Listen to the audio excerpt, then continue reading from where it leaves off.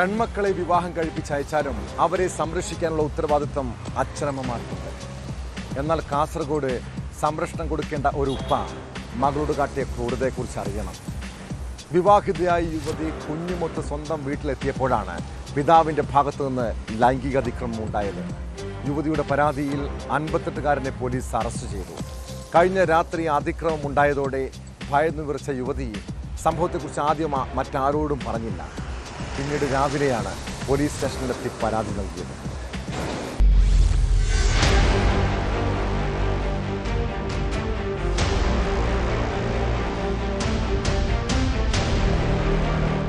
കാസർഗോഡ് പടന്നയിൽ ശാരീരിക പരിമിതിയുള്ള മകളെയാണ് പിതാവ് ലൈംഗികമായി പീഡിപ്പിച്ചത്. 5 വയസ്സുള്ള പേരക്കുട്ടിയുടെ മുന്നിൽ വെച്ചാണ് മകളെ ഇയാൾ പീഡനത്തിനിരയാക്കിയത്. ഭർത്താവില്ലാതെ യുവതി കഴിഞ്ഞ ദിവസം കുട്ടിക്കൊപ്പം സ്വന്തം വീട്ടിലെത്തിയതായിരുന്നു. അതിനിടെയാണ് രാത്രിയിൽ സ്വന്തം പിതാവിന്റെ ഭാഗത്തു നിന്ന് ലൈംഗിക ചൂഷണം നേരിട്ടത്. നാണക്കേട് കാരണം വീട്ടുകാർ ആദ്യം സംഭവം മറച്ചുവെച്ചുവെങ്കിലും പേരക്കുട്ടി ഇക്കാര്യം ബന്ധുക്കളോട് പറഞ്ഞു. ഇതോടെ യുവതി രാവിലെ പോലീസ് സ്റ്റേഷനിലെത്തി പരാതി നൽകുകയായിരുന്നു.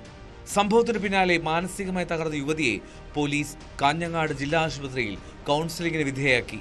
അതിനുശേഷം പോലീസ് പ്രതിയെ കസ്റ്റഡിയിലെടുത്തു. ബലാത്സംഗ കുറ്റം ചുമത്തി അറസ്റ്റ് ചെയ്ത 58-കാരനെ ഹോസ്ദുർ കോടതിയിൽ ഹാജരാക്കി റിമാൻഡ് ചെയ്തു.